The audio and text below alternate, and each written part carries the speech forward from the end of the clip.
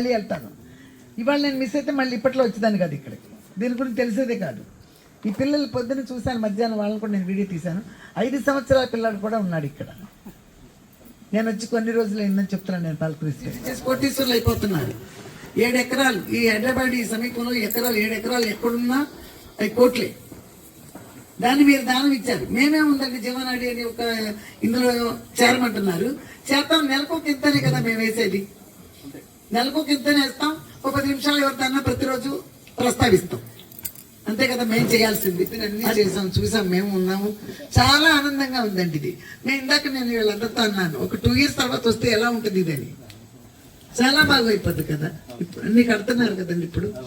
అందుకని ఏం లేదు. ఇప్పుడు నాకు యూట్యూబ్ ఉంది. నాకు ఇప్పుడు తీసుకెళ్ళి వేస్తాను. నేను చాలా చూస్తారు. నేను ప్రతిరోజు నేను ఏదో వంటలు చేసి పెడతానులేండి. ప్రతిరోజు దీని గురించి చెప్తూనే ఉంటాను. ఇక 15 నిమిషాలు డైలీ వెళ్తే చెప్పడం కాదు, యూట్యూబ్ జనాలకే చెప్తాను, వ్యూవర్స్కి చెప్తానండి. చెప్తాను.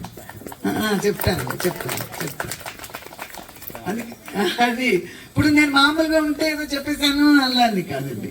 ఇప్పుడు నాకు ఒక ఛానల్ ఉంది కాబట్టి నేను చెప్తే నా మాట విని ఎక్కడమ్మా ఉన్నది అది అని తెలుసుకుని నాకు వ్యూవర్స్ నాకు కామెంట్స్ పెడతారు.